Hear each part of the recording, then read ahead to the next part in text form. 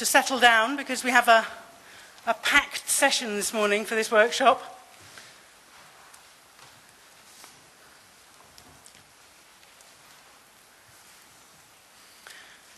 Right, while people are finding seats, I'll start with some of the preliminaries.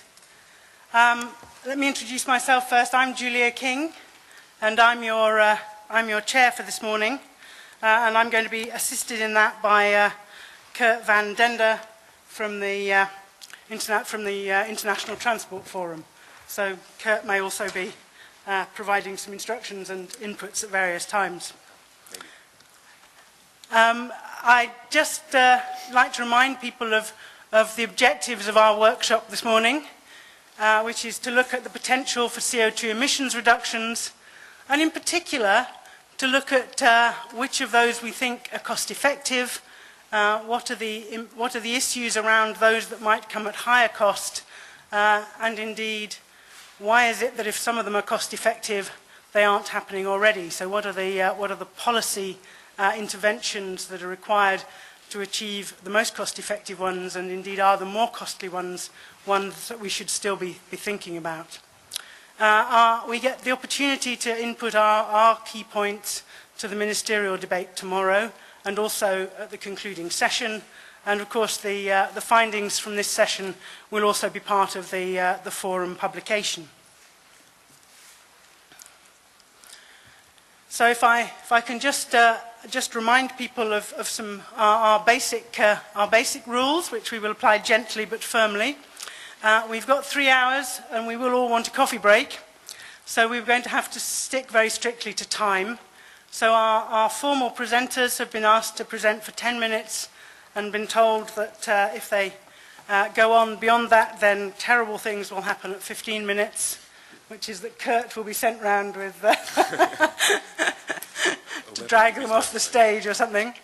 And then we will try and involve, we have a team of high-profile discussants as well, and we will also be trying to include as many contributions from the floor as possible.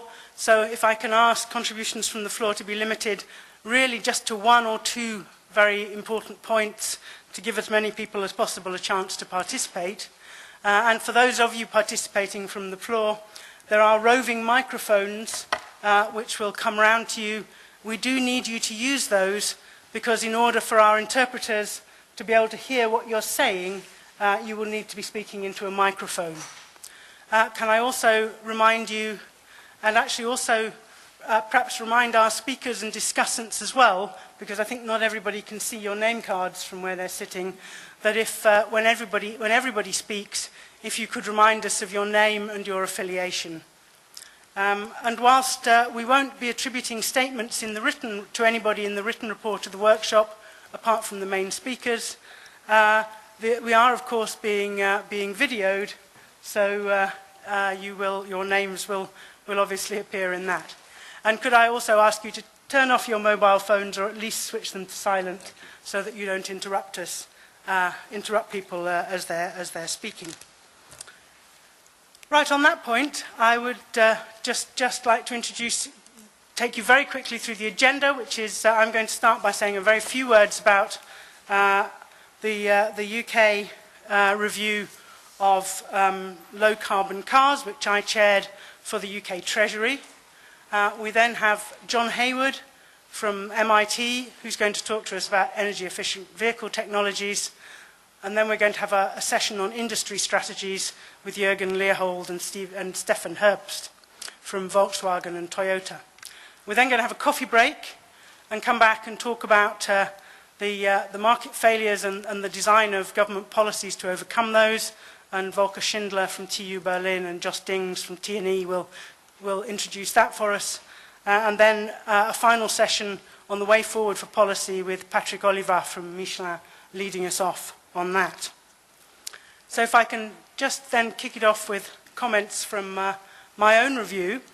The conclusions for the review I chaired for the UK Treasury were that in the short term, we felt from our work that we should be focusing very strongly on bringing some of the existing vehicle technology to market. That actually within 10 years we could be seeing 30% improvement in emissions from pretty much conventional automotive technologies, and that these would be cost effective for the motorist. But given the way we see car buyers behaving, we actually need regulatory targets and also consumer incentives to make sure that these technologies and these efficiency improvements are brought to market. We saw that biofuels could have a very important role to play, but that we felt it would always be a limited one. It's not the silver bullet that some people have seen them as being, and that before we drive up the market for biofuels, it's absolutely essential that we have the right standards and monitoring in place. We think there is a big challenge in delivering the potential significant benefits from us as consumers making better choices and actually behaving differently in the way we drive. And we made recommendations in relation to incentives, information, and indeed right down to the level of putting this into our education system. The medium-term view was that we thought there was potential for 50% reduction in emissions per kilometre with growing use of plug-in hybrid and electric vehicle technologies, but that the new challenge here is that these then become significantly more expensive technologies. And in the long term, there is a vision of a very clean future with electric vehicles or possibly hydrogen, but that absolutely requires that we have clean power generation, and that's an issue that governments must address now because the timescales for that and for some of the technology developments there, such as carbon capture and storage, are much longer than those in the automotive industry. One of the important policy areas that we spent some time thinking about in my report was increased government funding for some of the low-carbon technology R&D. And indeed, I think it would be very interesting to explore people's feeling about that, particularly for some of the high-cost technology, the higher-cost technologies, for example, plug-in hybrids and electric vehicles.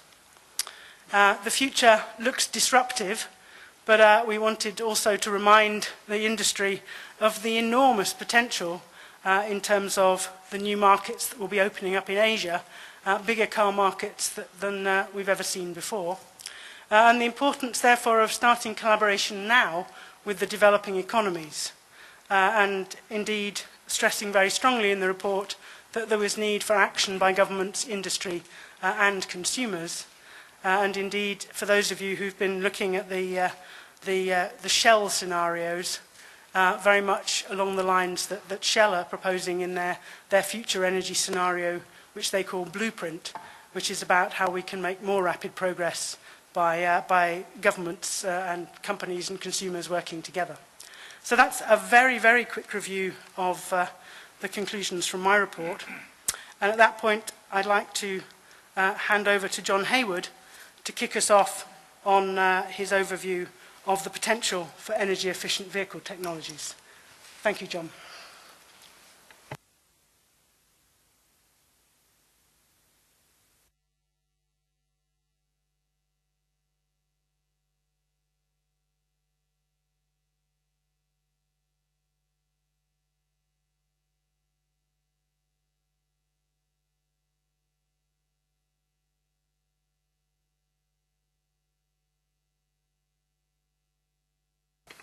The role of energy-efficient technologies, but particularly in the sense of what is feasible and realistic. And we'll find that the timescale over which these technologies might have impact is a very, very important issue and not that well understood.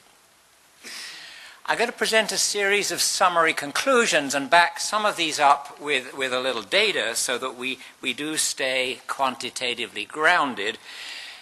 And the first point is that even those of us involved in this area professionally have a difficult time recognizing what the scale of our energy and emissions from transportation really is.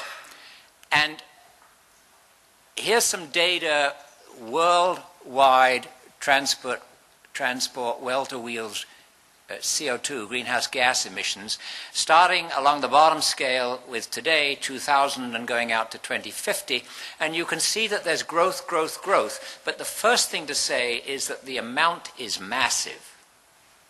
And the lesson from that is, even with the best of intentions and very vigorous action, changing things on this scale takes longer than we're willing to admit. And then growth compounds this, and all those sectors are growing. The light blue one at the bottom is the light-duty vehicles, the private vehicle fleet. The red is freight, which is growing more rapidly and becoming increasingly significant, as is obvious. And then air, the light green sector, is also growing significantly. But they're all growing, not necessarily in every part of the world, but most parts of the world. Now, what can technology provide? Well, I've put some overview numbers on this slide, and I've said a 30 to 50% reduction in fuel consumption. And let me stress, fuel consumption is the right parameter. I'm driving from Boston to New York. How much fuel I use matters, not what my miles per gallon is. And so liters per 100 kilometers, the European measure, is the right one. So 30 to 50% reduction is feasible. 30% comes pretty much from improving mainstream technology. To get to 50%, we certainly would need to go into a significant number of hybrid vehicles. Now, the timescales vary too, and I've laid these out below. 20 years, we can expect significant improvement in gasoline, petrol engines, in diesel engines, transmissions, vehicle weight, size, tire resistance, drag. All the vehicle issues can be reduced.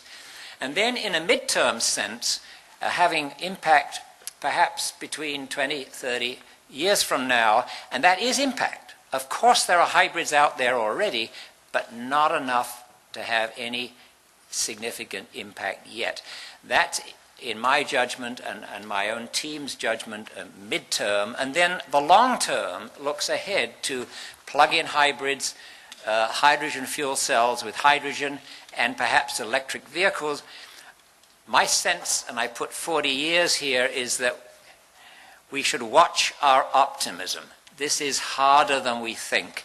It's pretty expensive technology. It requires changes in the energy supply system that we haven't yet really defined. And my own judgment is that we don't have a compelling vision yet for electricity and hydrogen in the transportation area. Nobody has put up a statement that makes us say yes. And the big problem is that the electricity has to be green and clean, and the hydrogen has to be green and clean. And our efforts, our understanding of how to do that at present is limited. We don't have that compelling vision.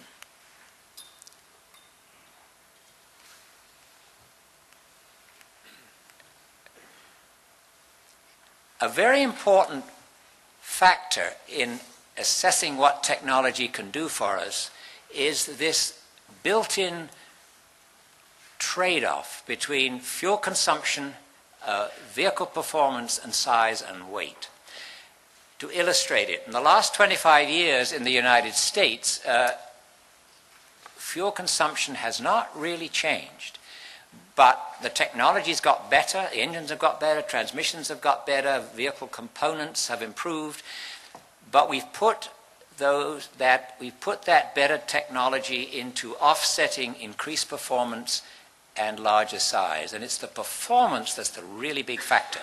Now, Europe has done better and has mixed where it's put this improved technology, partly into improved performance, but partly into directly reducing fuel consumption.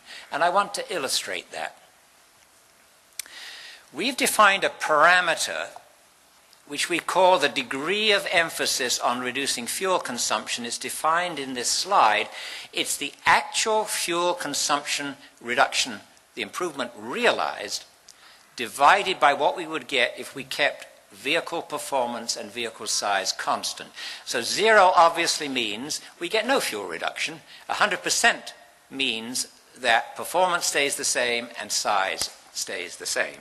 And it's a very powerful parameter. Here's some data.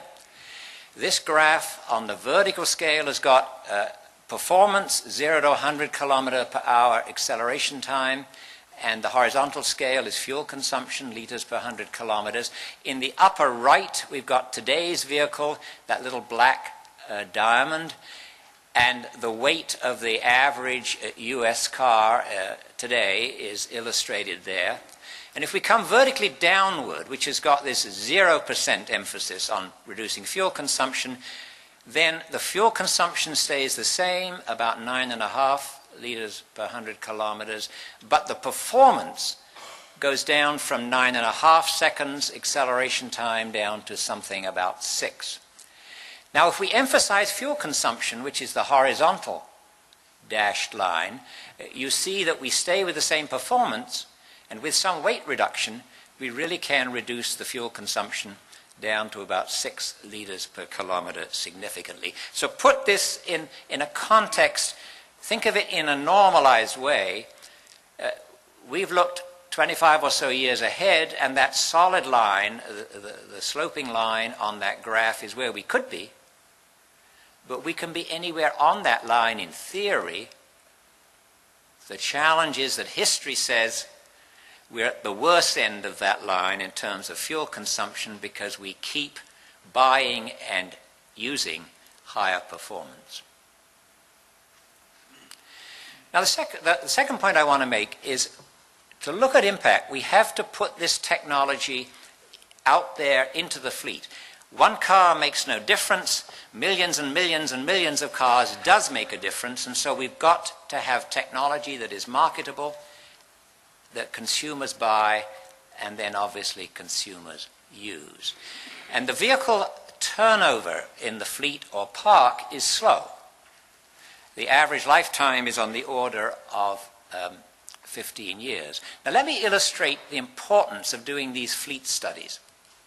And I sometimes say nobody should make strategic pronouncements or put forward policies in the transportation sector without having done fleet studies or having a staff of people who do fleet studies, because without fleet studies we have no idea what the impact over time is likely to be. A key ingredient is looking at how rapidly can these new technologies penetrate through sales into the in-use vehicle fleet or park. And this shows, in some of our scenarios, this shows one of our scenarios where this is the production buildup of a variety of technologies.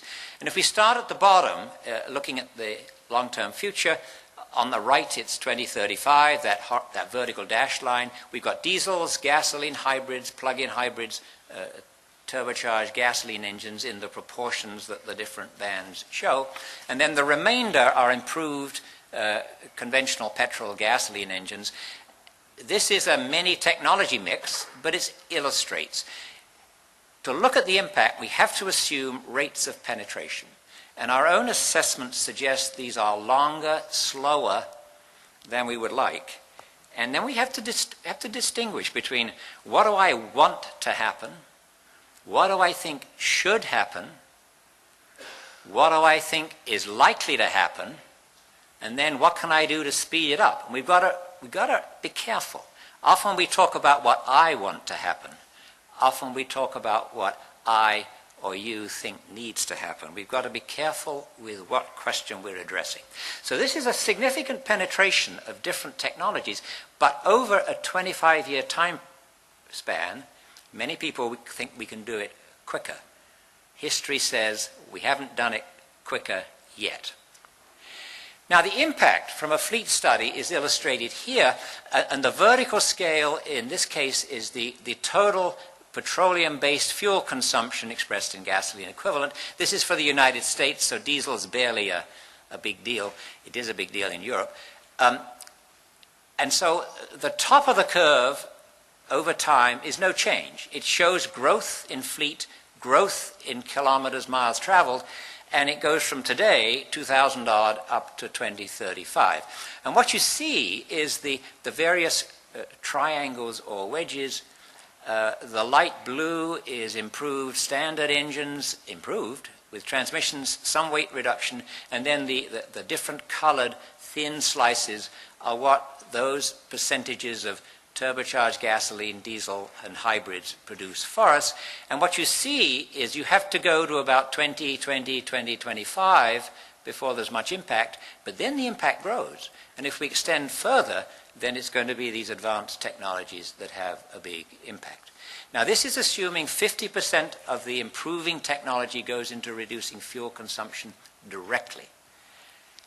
If we wave our magic wand and offer a prayer and get 100% of the improvements into reducing fuel consumption, we increase these numbers significantly. So that's a very important parameter. So the overall message here is that through fleet studies, we can learn how quickly things can change. And of course, it depends on how rapidly we get new technology out there. That is very much a judgment issue. It may well be forced by policies, but ultimately consumers have got to buy this technology, so the costs are extremely important. Now let me end by contrasting petroleum reduction and greenhouse gas emissions. And I put a statement here that the vehicle and fuel opportunities through technology to displace petroleum rather than reduce greenhouse gas emissions are much larger. It's hard enough displacing petroleum and changing the technology, changing what people buy, changing how people use this technology. It's even harder with the greenhouse gas emissions because there are a series of negatives, degrading factors that mean it's harder. And I've illustrated two here. Plug-in hybrids would shift perhaps half of the vehicle energy from petroleum-based fuels to electricity. But for that to give a greenhouse gas reduction requires a green, clean electricity generating system, and that electricity going into the transportation sector. That, it's not obvious that will happen. It certainly will not happen, say, in the United States in the short term. I think it varies in major ways, country to country in Europe, what the electricity generating system, what it's based on, what its greenhouse gas emissions are. The second illustration is that, yes, we've been very enthusiastic about biomass fuels, but while they do displace petroleum, their impact on greenhouse gas emissions is less. And here's a slide that looks at the percentage change on the vertical scale as we look into the future out to 2035. And lines that go up from the horizontal, things are getting worse. Lines that come down are getting better. And in this particular study we completed, we've got non-conventional oil in 2035 providing 10% of the energy. In the US, that would come from oil sands from Canada. There'll be a gas to liquids component in Europe. But these all increase the greenhouse gas emissions, even though they do provide a very useful stream of liquid fuels for transportation. And so you see that the purple color at the top has a negative. And then we've put 7% corn ethanol and 7% cellulosic ethanol. Corn ethanol doesn't do much in a US context. Cellulosic, if it gets going the way we hope and expect, it does do something. But you can see that 25% of the energy from alternative fuels produces a 5 to 6% reduction in greenhouse gases. So those are my messages, and I'll stop there. Thank you very much. Can we ask you to turn off your we have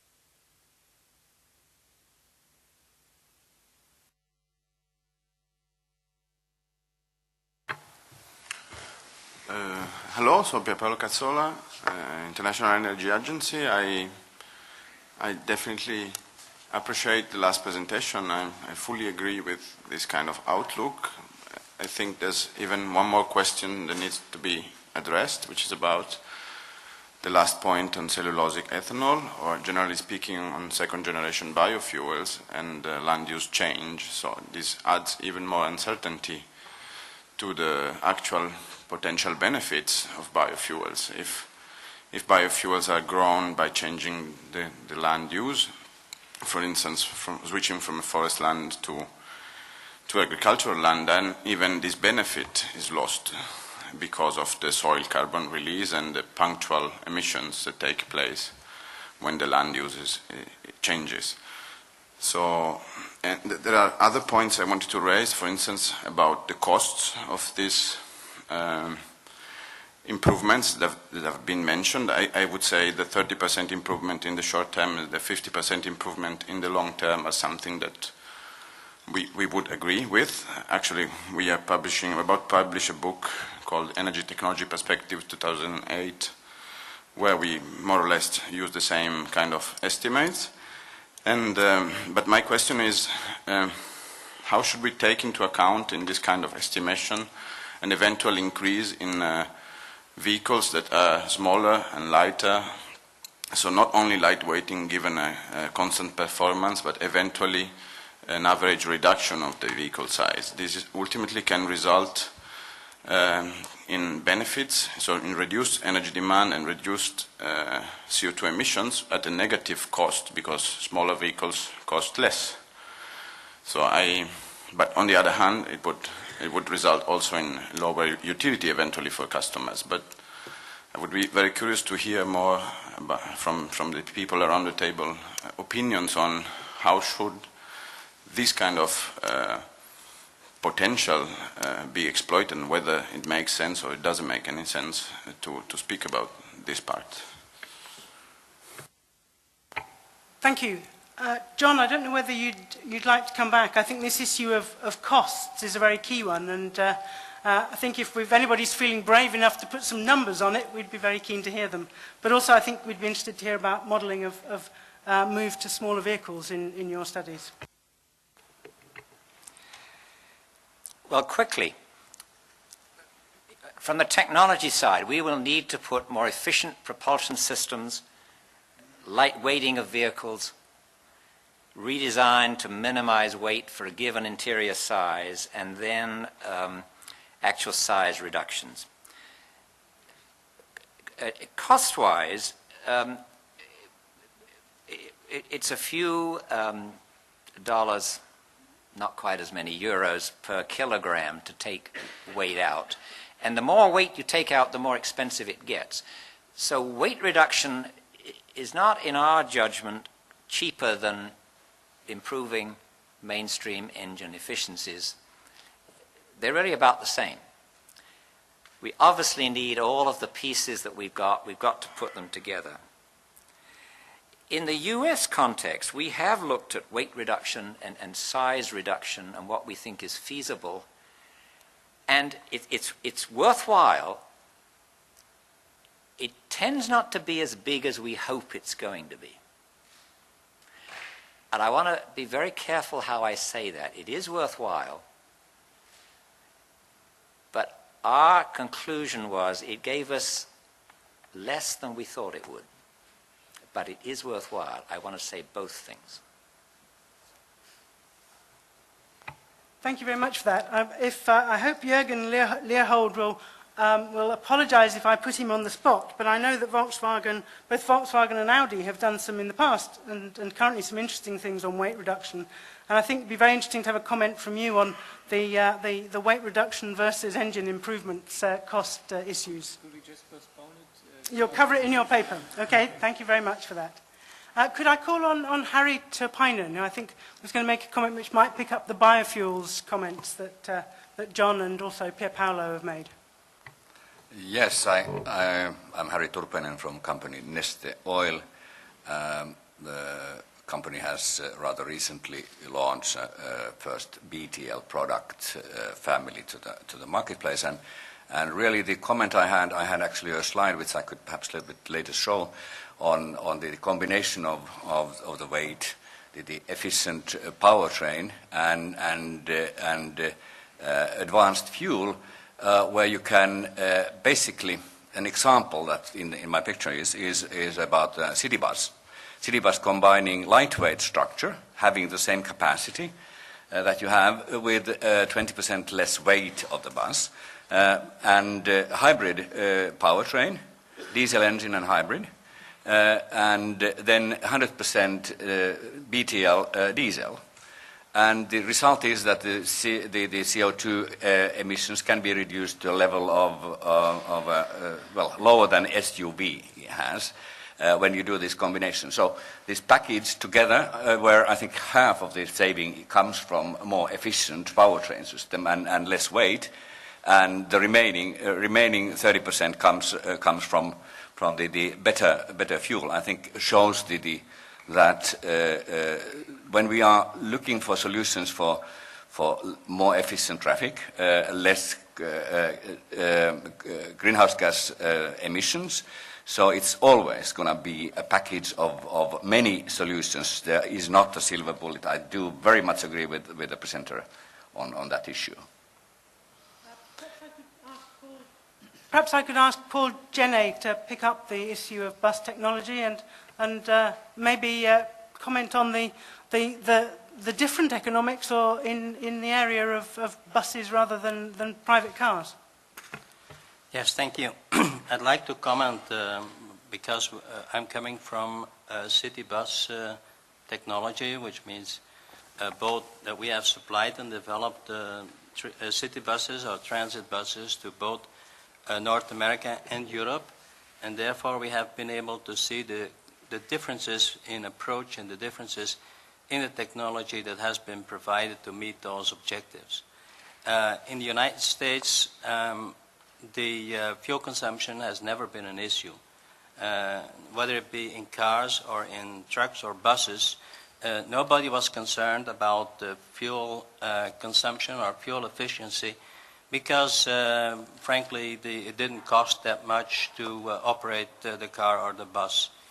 It has been recently, and of course through the CO2 issues, very much so. In that, that's the difference between Europe.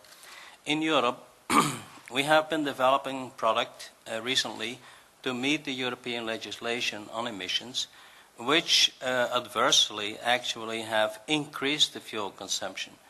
As much as you lower NOx and as much as you lower particulates, your fuel consumption will go up. So now, after the regulated emissions, we're now into lowering the fuel consumption and therefore the CO2.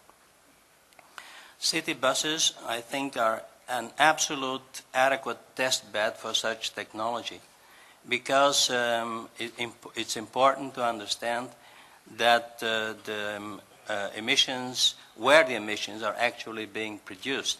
And in that area, the inner city is much more of an issue in terms of having CO2, in terms of having emissions produced than is in the desert, let's say, just to make the example. So I think we should distinguish, at least we try to, and legislation tries to, distinguish between what is inner city emission levels and, of course, outside. The other thing, which is about hybrids and fuel cells, we have supplied some city buses to both North America and in Europe of hybrid fuel cell buses, showing at least that the technology works. There is an awful lot of work to be done in terms of battery development, in terms of fuel cell durability, and what have you not, but the statement has been made that technology works. And this is at the same time an opportunity as it is a danger, because we as vehicle manufacturers and designers, we would like it to happen tomorrow. It's not going to happen tomorrow. But for us to happen the day after tomorrow, we need to work on it tomorrow and today, which is that focus should be placed on those new technologies. In terms of, and again I'm speaking for city buses, in terms of diesel-electric hybrids, we do have some doubts because we're actually transforming mechanical energy into electricity, into mechanical energy, which is an awful lot of losses in terms of functionality. but also we are adding weight, and adding weight is adding to the consumption. So the gains from the hybrids are offset by the increase of weight. Thank you very much for that, Paul. I think you've raised some interesting issues which we should pick up again in the policy discussions later about, well, both about modal shift, I think, can we persuade more people onto these higher efficiency buses, but also I think the very important one about long-term signals to manufacturers about, so that they can persuade their boards to make R&D investments now. But I'd like very much now to open this discussion to the floor and to remind speakers they need to wait for a microphone if you can confine yourself to one or two key points, but also we're particularly interested in the timescales on the introduction of some of these technologies and also very interested in comments on the cost implications.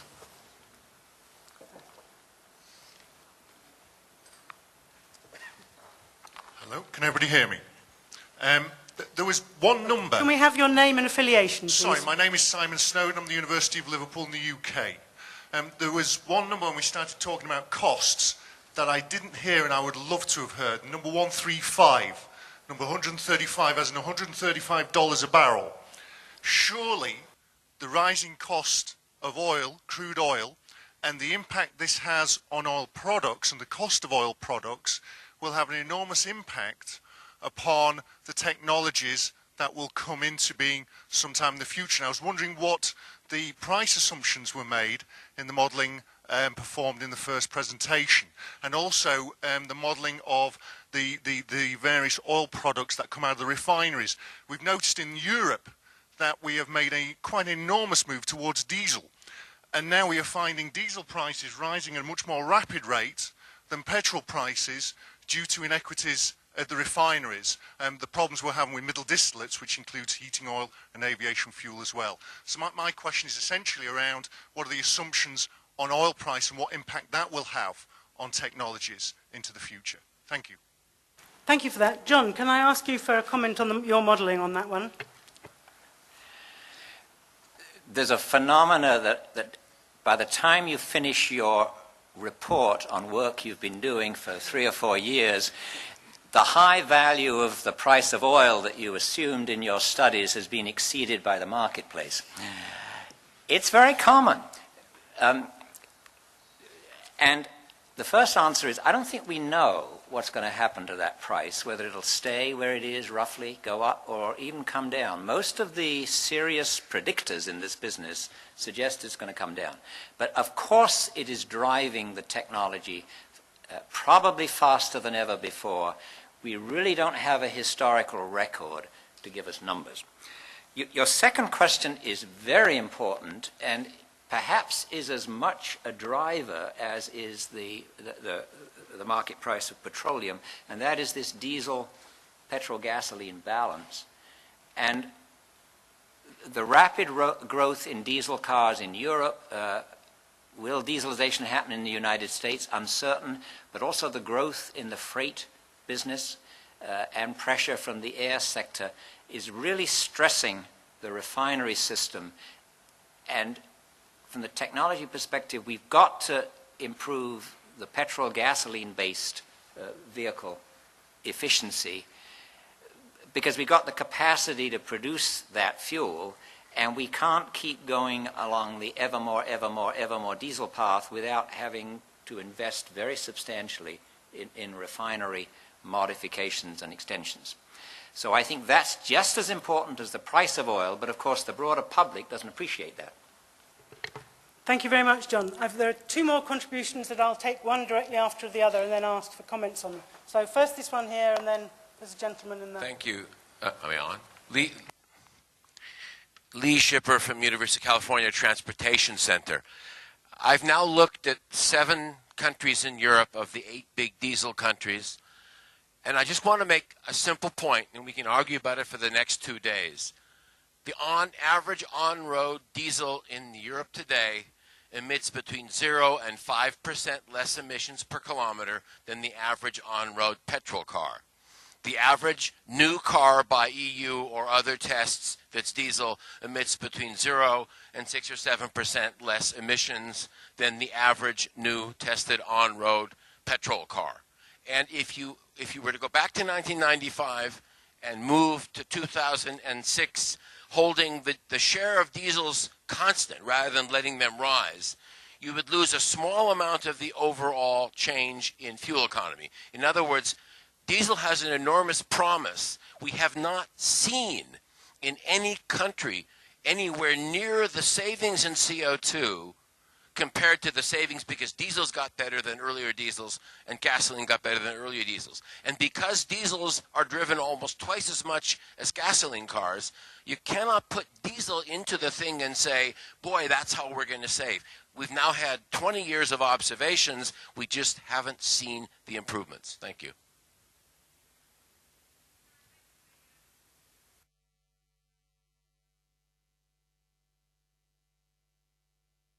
My name is K.L. Thapar from the Asian Institute of Transport Development, India. Julia, in your opening remarks, you mentioned about the increased government funding for low carbon technology, R&D, and you also mentioned about collaboration with developing economies. Would you like to consider that these technologies should be treated as public goods, so that the transfer of the technology to the developing economies becomes much easier in continuation of the government funding? I think that's a very interesting point in relation to government-funded R&D, and one that I personally think that governments in the developed world should be looking at. And in areas like carbon capture and storage, where the technology development is going to be so expensive, there are already some discussions going on about how we will share IPR or intellectual property in some of those areas. And I do think it's an area we might want to think, we should think about in terms of some of the long-term technologies here. But so thank you for that point, and also thank you for reminding us that the developing economies are a hugely important and rapidly growing market. I'd like just to get back to, perhaps while we have it in our minds, the diesel point, and ask Volker Schindler if he wanted to make a comment on that. Well, it's correct that that the introduction of diesel has led to quite an improvement in average fuel consumption in Germany. It can be seen from the figures over the last 20 years quite well. I think we can't hear you. Can you speak to yourself? Speak a bit louder. Okay. Sorry.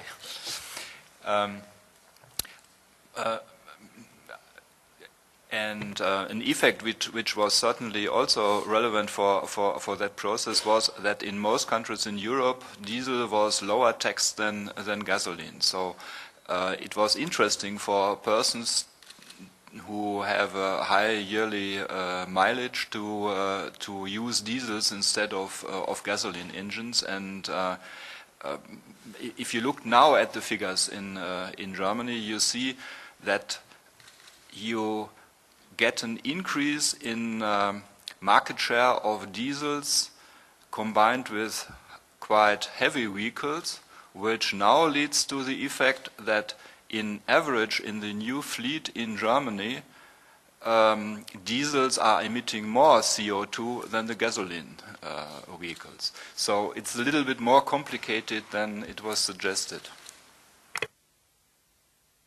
Thank you for that. There are some issues here that clearly we'll want to come back to in the way forward for policy discussion at the end.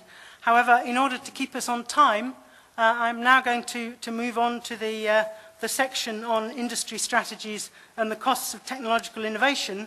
And I'm going to ask Jürgen Leohold from Volkswagen, who has, I think, also bravely said he'll answer the question about relative costs of lightweighting and engine improvements. Yes, Jürgen, I'll do you. thank you. So, thank you. I think the challenges we face are obvious. It's emissions, it's the limited resources for fossil fuels, it's also chaotic transport situation or traffic situation, especially in megacities, which needs to be solved. And despite all these problems, we actually need to provide mobility, especially cost-effective mobility for emerging countries. So, in our point of view, what are the fields of action? First of all, and with highest priority, we need to make engines and drivetrains more efficient. The drivetrain technologies, we believe, must be optimized according to regional specific site conditions. We definitely need to look for alternative drivetrain concepts, especially to enable us to access alternative fuels, get away from petroleum in the long run. And another factor that's often forgotten, but that definitely can contribute, is optimizing traffic management and infrastructure measures, things like intelligent transportation systems. Now coming to the one question that has been posed before and addressing the argument of how to increase efficiency, the greatest potential for efficiency increasement definitely is working on the drivetrain, but one must not forget the weight of the car. This can contribute significantly too.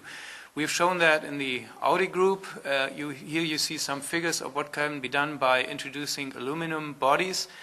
Admittedly, this is something expensive, and it is until today limited to the premium market due to this high cost, but the effects can be seen. And there are similar measures, not by using aluminum, but by using an intelligent mix of steel-based, high-strength steels, for example, which can also be introduced in the volume market for more cost-sensitive car segments, as we have shown, for example, on the Passat limousine. Now, coming to the drivetrain, what can be done with conventional technologies that are available today? Please allow me to give a few examples there. One example is fairly simple measures like working on the gear train, low resistance tires, some aerodynamic measures, and by these fairly simple measures, as you can see in this blue motion fleet, as we call it at Volkswagen, in the blue figures you see a comparison with the conventional vehicle. You can see that you can achieve a significant decrease in fuel consumption, and this is a low-cost approach, and it can be implemented very fast, so you have fast realization times. A more advanced way is introducing new technologies, also in the drivetrain, for example, introducing a new transmission technology like the double clutch transmission, which for the customer is in the same price range as conventional transmissions, but as you can see in the figure below, allows you to decrease fuel consumption significantly. You can even, not only below a conventional automatic transmission, but you can also, you can even achieve values below that of a manual switched vehicle. On the motor side, we see a great potential with turbocharging, which has a long tradition on diesels, but if you do turbocharging on gasoline engines and accompany it with so-called downsizing concepts, you can see on this one chart what can be achieved there, and this correlates with the one figure you have shown. You can even achieve better performance of the engine or the car in terms of dynamic, but at the same time decrease fuel consumption. Looking more in the future, here you see a very rough roadmap for diesel and gasoline engines. There are several parallels. The diesel engine is tuned into becoming more clean and becoming even more efficient. Same on the gasoline side. And we see that the two engine concepts grow together. And eventually we see an engine family, which in the Volkswagen Group we call CCS for combined combustion system, which includes both advantages, clean emissions and low consumption, but which must be accompanied by a new type of fuel. This again is a chance for synthesized fuel and especially BTL type fuels. And if you introduce concepts like this, you can not only achieve better and more efficient engines through engine modifications, but gain an additional advantage through this combination with new types of fuels. In this chart, I want to get back to a more fundamental look at the problems we are facing. Here you see a coordinate system where on one side you see well-to-wheel CO2 emissions for different drivetrain concepts, and on the x-axis, on the horizontal axis, the energy demands to propel a car of the Golf class, a medium-sized car. You see the yellow and the red bubbles reflecting the present state of the art for gasoline and diesel engines.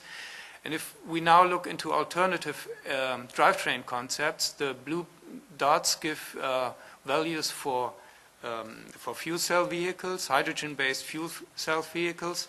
And you see that depending on how you create the hydrogen, fuel cells are not really the promising solution for the future. You lose both on the energy equation and on the well-to-wheel CO2 emissions. Neither way really gives you a definite advantage compared to good technology today. So that's, in our opinion, not the real solution for the long-range future. Very promising, obviously, is introducing biofuels. That's the green bubble on the lower right. But you achieve very low CO2 emissions, but you pay that with an increased demand for energy. So this might contribute, but it's also not the silver bullet solution. And on the other side, we see this red dot for electrical drivetrains, which is quite interesting in every respect, because you have an access to new energy carriers, energy sources, and even with today's European power mix in the electric grid, you achieve better efficiency and better well-to-wheel CO2 emissions on the road. I'll come back to that. Biomass. Biofuels definitely can... Sorry? Can we go back one? Okay.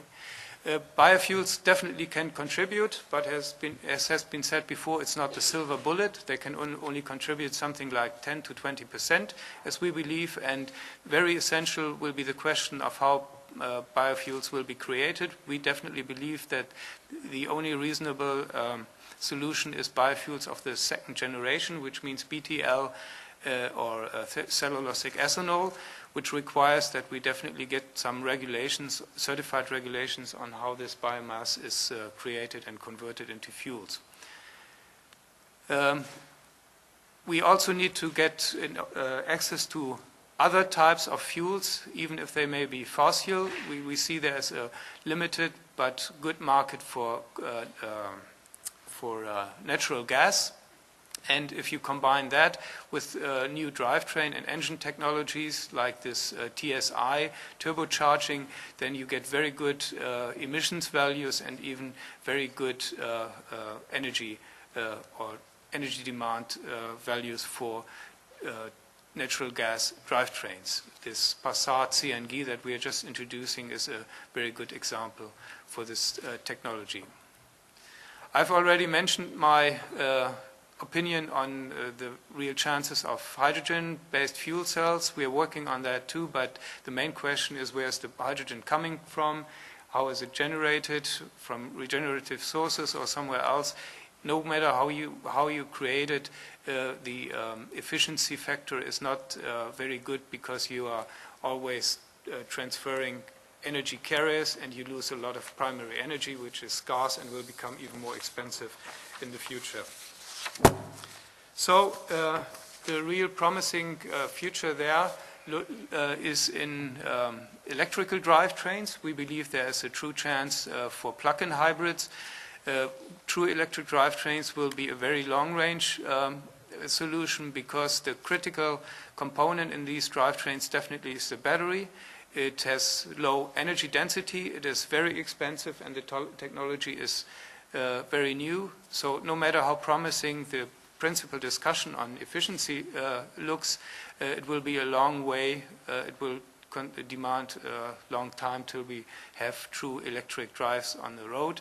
And the speed of this conversion will mainly be driven by progress in battery technology. This shows, the bubble shows some generations in terms of measured in terms of energy density that we see will evolve in the next decade for battery technologies, and you can see that even with an optimal look at it, if we should reach 200 watt-hours per kilogram, you can create cars which might achieve a range of something like 150 kilometers, which is not really competitive to today's cars. So the way this technology will be implemented will most likely not be the true electric car, but rather something like plug-in hybrids. And my last point is that since we don't have the silver bullet, you must look into every potential that's available. And another significant potential can also be derived from an optimized traffic management and infrastructure measures, or as it is often called, intelligent transport systems. So far for my contribution. Thank you very much. Thank you very much for that. You've raised some interesting points. Can I press you on your thoughts about costs of plug-in hybrids compared to today's low-carbon vehicles, so to speak, in terms of sort of percentage increase once the industry's very effective cost reduction has come into play? Well, if you're looking at customer-relevant prices, I would say just very rough estimate, you definitely at least get a 20 to 30% price increase on the cost of the car. And from all of our experience, I mean, in the Volkswagen Group, we had 3-liter cars on the market, which have been a disappointment, mainly because customers did react to the higher price very critically. We see that the customers today are very price sensitive.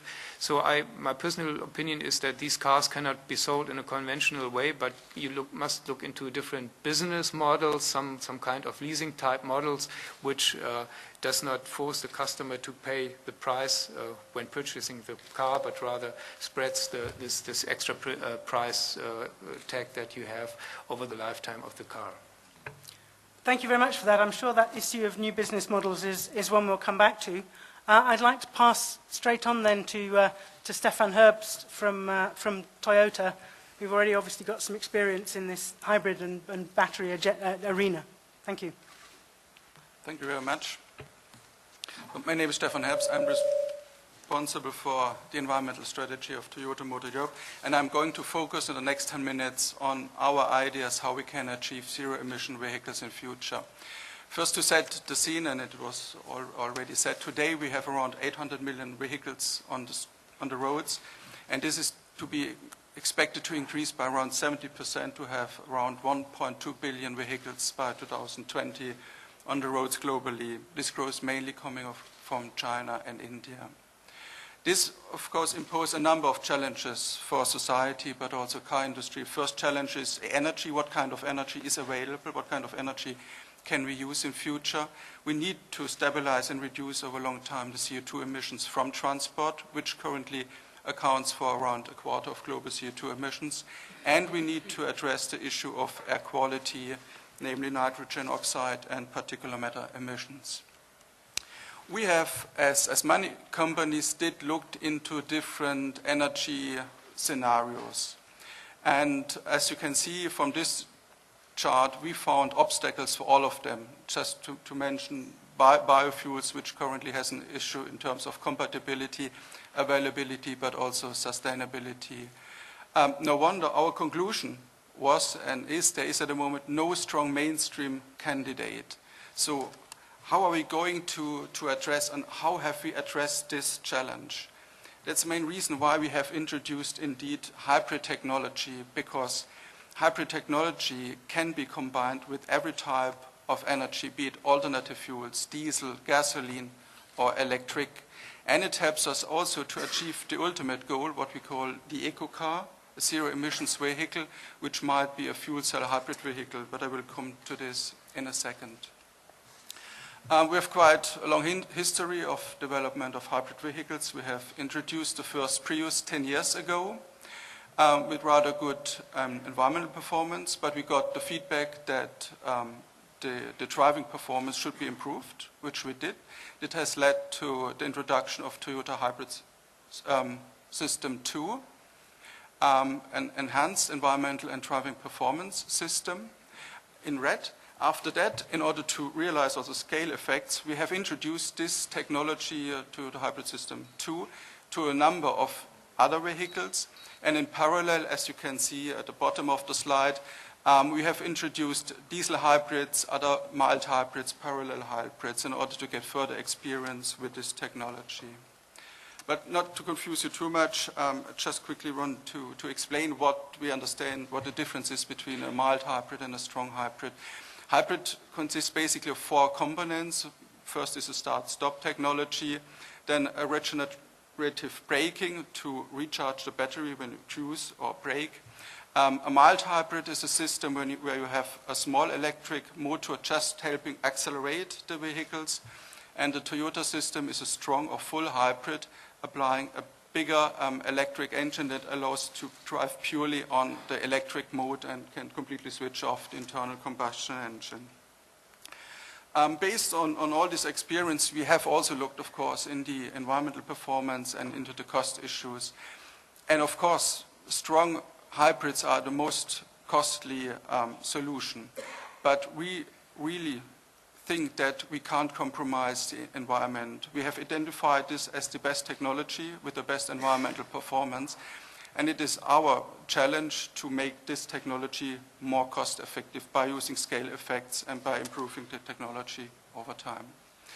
The environmental impact you can see on this slide, which shows the well-to-wheel energy efficiency of current Prius, while a conventional gasoline vehicle has an overall efficiency of around 14%. We achieved 32% with a new Prius. But this is, of course, not the end. And with a plug-in hybrid, we can realize further improvements. I will also come to this in a second. Briefly on the evolution of hybrid units. So first, we have introduced it into the market, and then it's the Toyota way to continuously improve the technology. For example, the electric engine, we have increased the output of 300% since we have introduced this. We have improved the output of the inverter, the power control unit, by 6 times since we have introduced this technology, and we have improved the battery capacity by 50%. So all this has led to a situation that since 2003, since we have introduced Toyota Hybrid System 2, really we could see an acceleration in hybrid sales globally. In 2007, we sold 1 million hybrids globally. Today, we have sold more than 1.4 million, and we have sold just 1 million Prius today. We are looking to reach the sales of 1 million annual sales in the 2010s of hybrid globally. Also, in order to make this happen, we went one step further because hybrids obviously still use hydrocarbons. In order to develop this further, we have introduced plug-in hybrid technology. Again, the key components of a hybrid stays the same, but the electric engine is bigger and also the capacity of the battery. And this car can be charged overnight with a household electrical grid. The main advantage of this vehicle is that usually majority of people drive 20 to 30 kilometers per day. So if you have a vehicle that can drive this distance purely on an electric mode, then we can show quite significant reduction of fossil fuels and also CO2. CO2, of course, is, and as John already has mentioned, very much dependent on how do you produce electricity. And this is a well-to-wheel analysis we have done for plug-in hybrids for United States, Japan, and France. In the United States, mainly using coal to generate electricity, we saw a small reduction of around 4% in terms of CO2 compared to current Prius, while in countries like France with low CO2 emissions coming from nuclear, also in Sweden using renewables, we can achieve a CO2 reduction by 45% compared to current Prius model. I mentioned at the beginning, air quality is an important issue, and with plug-in hybrid, we will be able to almost zero-nize also nitrogen oxides emission. Current Prius is at less than 0.01 grams per kilometer. Plug-in hybrid will allow us to go even less. As I said, we have some vehicles in the United States, in Europe, and Japan. In Europe, we have a partnership with Électricité de France, where we currently do tests. The current model still has a nickel metal hydride battery, has a driving distance at the moment of 13 kilometers and can go up to 100 kilometers per hour. As of next year, in 2010, we are going to introduce a larger fleet in Japan, United States, and as well as in Europe, equipped with lithium-ion batteries. A more advanced technology, but again this shows how important hybrid technology is for Toyota, is the fuel cell technology. As you can see from these slides, again, all the hybrid components stay the same, the battery, the power control unit, electric engine, but we just have to replace the internal combustion engine by a fuel cell stack in order to get to a fuel cell hybrid. Sounds easy, in reality it's more complicated and costly, but the basic thinking is really to develop further the hybrid technology in this direction. We have leased so far 33 fuel cell vehicles globally in United States and Japan. Last year we did a test. We went from Osaka to Tokyo, traveled 560 kilometers without refueling, and we are really seeking for the future commercialization of this technology. But hybrid is obviously not the only technology Toyota is looking in. This year we will introduce the IQ, which has a weight of 860 kilograms, and on the right-hand side we find a number of technologies that allowed us to achieve this. And with this car we will achieve emissions as low as 100 gram CO2 emissions. We also showed a further study, the 1X, a car where we realized 420 kilograms, applying a plug-in hybrid, including FFE application. So we are really working further in weight reduction. And what was also mentioned should be visualized, and this we also just have to not have to work on the vehicle side, but also to think how to organize our future society in fast-growing megacities, in aging societies, and therefore ITS definitely is an issue we need to look into. But also, and as I understand, this is an issue to be discussed this afternoon as a workshop, includes also urban planning issues. Just one example, we have shown the iReal. This is a pure electric vehicle at the moment with acceleration. You can drive up to 30 kilometers with this. A different type of mobility for aging societies also helps to decrease the environmental footprint. Let me conclude. So we are rather experienced. We have sold a number of hybrid vehicles. We are further going to develop this and also introduce new efficient technologies.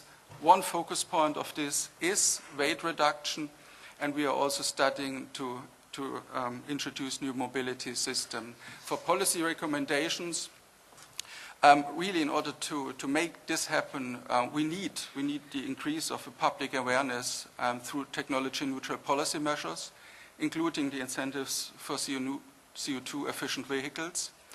When we think about plug-in hybrids and that we will come, the transport sector and electricity sector comes closer together in future, we need to think not only to set about biofuels target, but renewable energy targets for transport. And of course we need a further support and study of infrastructure, urban planning issues, requirements, and other mobility options. Thank you very much. Thank you very much. Can I, on that last one then, can I press you on, you are presumably keen to see vehicle efficiency regulations in place? Yes, I think we think that the regulation provides a level playing field for all companies, and therefore we are in favor of the regulatory approach. I'd like now just to bring in, since we've mentioned ITS on a number of occasions, I'd now just like to bring in Vincent Blavark, who I think would like to make a point on this in this area.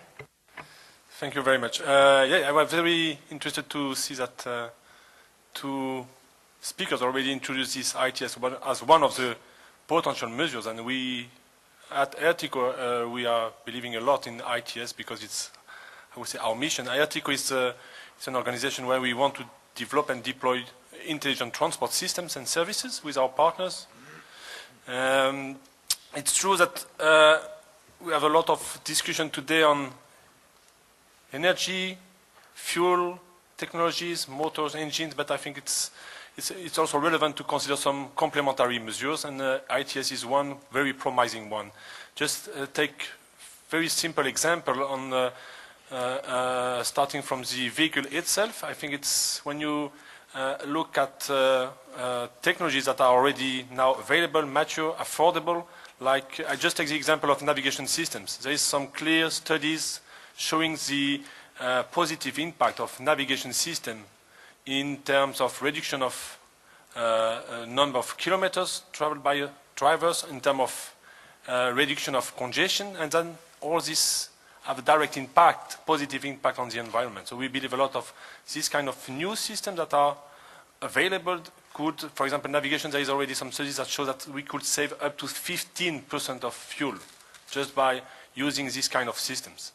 And this is also, I think, one of the motivation of more and more people buying this kind of system, because they have also this individual personal experience that, okay, it brings me some direct benefits for my efficiency, for my safety, but also for my personal contribution to respect the environment. There is also some very interesting system dealing with eco-driving. I think there is some demonstration in the exhibition hall about how to provide relevant information to the drivers to adopt a better driving style in terms of, so you can still keep the same performances in terms of duration of your trip, in terms of comfort, in terms of, I would say, also fun, but just to also how to, I would say, educate, train the driver to drive in a more environmentally friendly way. So for this reason, we believe at Ertigo that ITS can do a lot. I can also, I will maybe discuss a bit later what we can do also on the infrastructure side, because when we talk about environment, I think it's not only the vehicle, it's also the driver, but also the infrastructure. It's a collective responsibility, it's not only one side. And I think I will maybe come back in the discussion later about the infrastructure, the traffic management and the domain management aspects. Thank you. Thank you for that. I think there's an issue there about information for drivers, and indeed perhaps some of the dashboard technologies or gear change indicators, and how we should deal with those, or whether we can deal with some of those in terms of regulation that we might want to pick up later.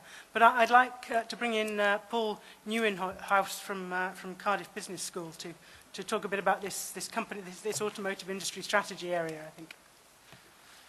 Yes, I thought there's your emphasis on plug-in hybrids is very interesting. I mean, one of the things that surprised me about John Heywood's forecast for 2035 was his view that conventional hybrids, I suppose we can now call them, were a bigger share than plug-in hybrids, whereas we've just done a forecast and we come out rather more favorably in favor of plug-in hybrids.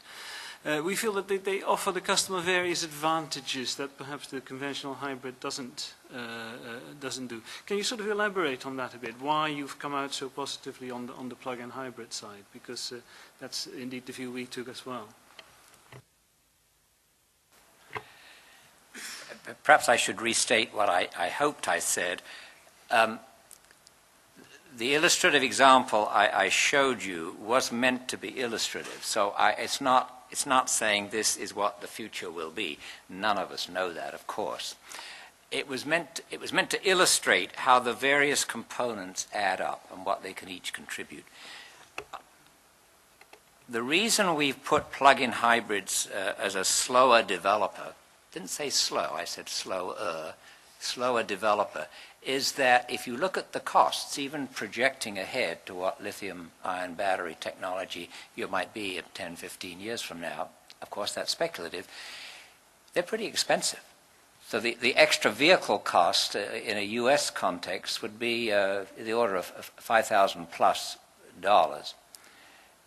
And our judgment is that's got to come down through a rather slow sort of introduction and learning experience from getting prototypes, increasing the numbers, getting the feedback, working, recycling through the design process. And I will say again, nobody's given me a compelling vision that says, oh yes, I really must go down the plug-in hybrid route, because I know future electricity is going to be so clean and green. My sense is we've already sold the wind power that we are successfully generating 3 times. It doesn't work. You can only sell it once. So I am concerned about, well, what's the vision that will compel us down this path? I think it's a promising path for the long term. I don't want to sound that negative, but we need something that compels us to move down that stronger. Can we ask Stephan perhaps to come in and comment on that? Because you seem to have quite a compelling vision. So the main driver for this development is indeed to find a different solution. As I said at the beginning, there's no mainstream energy source to use at the moment. Electricity is promising because you can use a huge variety of different primary energy sources to produce electricity. It's a standard energy source, and it helps us also to significantly reduce fossil fuels, obviously, in this driving range that I just have mentioned. On the cost issue, of course, it is, when you introduce a new technology, it has some cost, and it needs some time to realize scale effects. But we are pretty sure that we can manage this, that we can bring down the costs and really to accelerate plug-in hybrid introduction. Can I ask, do you think you can bring the cost down enough that it will be cost-effective for the consumer in terms of the comparison with a fossil fuel-powered vehicle? Of course, that's our intention to do this, and when we will bring the vehicles to the markets in 2010, of course, we have to make sure that these vehicles are competitive. Jürgen, can I ask you to comment as well? The cost will never reach that of a conventional car today simply because you have two drivetrains on the car. That's a physical limit. In my opinion, the driving factor for the plug-in hybrids is getting away from petroleum. That's the main motivation, and that's the great potential we have. Obviously, this action has to be very much interrelated with all other energy questions, especially how will the electric grids evolve, what is the regenerative portion in the electric grids, and all of this will be on the market will be driven by cost issues. And we see two major factors there.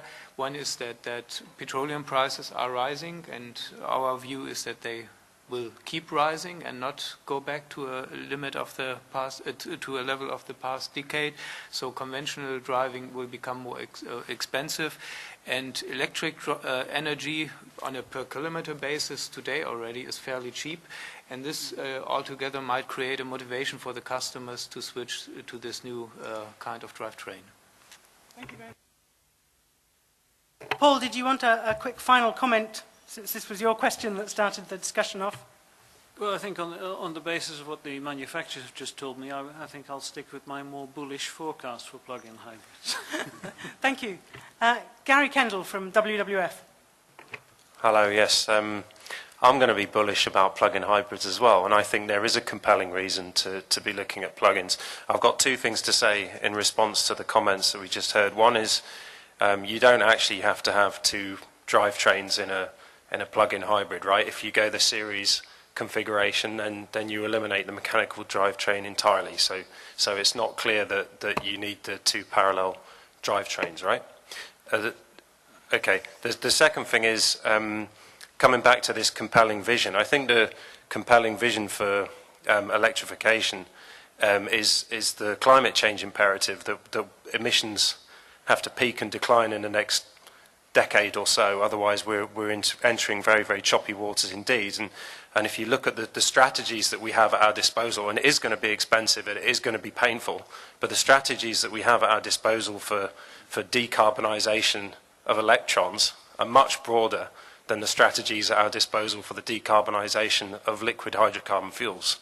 And even if we're going to continue to burn coal, we have at least the potential to do something about emissions from coal which occur at stationary large point sources, which we don't have if we turn coal into diesel with Fischer-Tropsch technology, and then we have 1.6 billion tailpipes that are emitting CO2. So the simple fact that we're concentrating the emissions that do occur into stationary sources is a bonus.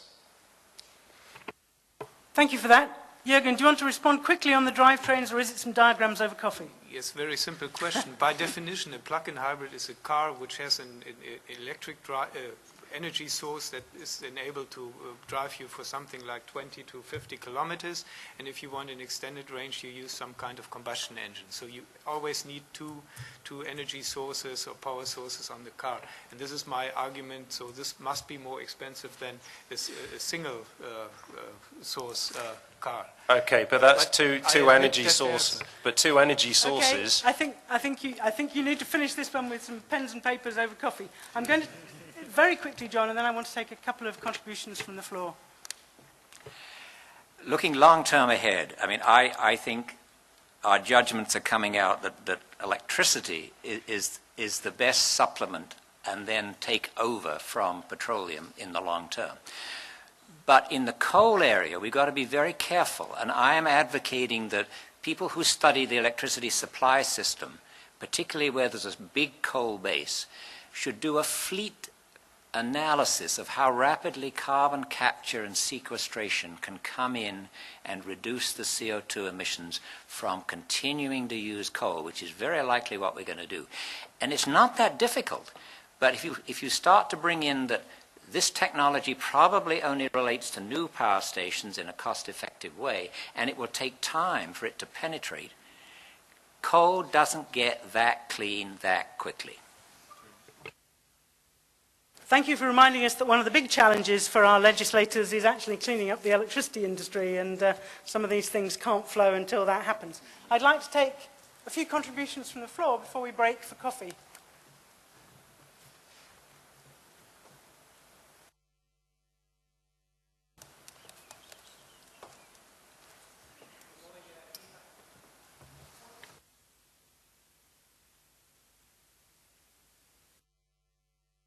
Can we remind you about name and affiliation first, please? Yes. My name is Yves van der Straten from the International Organization of Vehicle Manufacturers, OICA. As a matter of fact, tomorrow we are publishing a brochure based on pretty much the CO2 strategy from vehicle manufacturers and our position in there. And many of the points I have heard until now are also will be contained in that brochure. But in that effort, we try to bring it all together. I understand this session is pretty much devoted on technology issues, and that is with good reasons. But honestly, I don't think that anybody knows today what the clear winner will be in terms of technologies. And most likely we will go to a variety, as Mr. Heywood said, really in a mix of various technologies in the future, because a single winner globally will probably never occur. That will be on a local, regional scale. And in any case, what I think just a few remarks were made in the course of this morning is really bringing all the actors together. And I think you quite rightly mentioned it in your King review, bringing together governments, industry, the technology, and last but not least, the consumers. I was quite happy to hear a very brief remark on the eco-driving, but that is also a key issue, because we always talk about technologies which will enter the market in what? 2020, 2030, 2040, but we sometimes forget to address the current vehicles, which are the large emitters. And this is where a lot can be done by sometimes very, very simple and very cheap measures. And I really think that whenever all the outcome of this forum is summarized, everything must be brought together looking at all the various parameters at stake. Not only the technology, but also the existing fleet, and last but not least, the renewal of the fleet, where we mentioned the costs, and there obviously governments have probably quite a role to play in making sure that the fleet renewal is not slowed down. It was mentioned earlier on about 15 years before the fleet is renewed. That should not go to 20 years, certainly not. Thank you. Thank you for that. If I could take the two contributions from over this side of the hall, please. Hello, I'm Simon Bennett from the International Chamber of Shipping. Just one very minor remark, but possibly important, that you should be aware of, that as a result of new international regulations we expect to be adopted this year, over the next 10 to 15 years, ships are going to be switching increasingly from the current dregs of the refining process, which they use, to marine diesel. And so there's actually going to be a huge increase in the demand for diesel as a result of these new international requirements.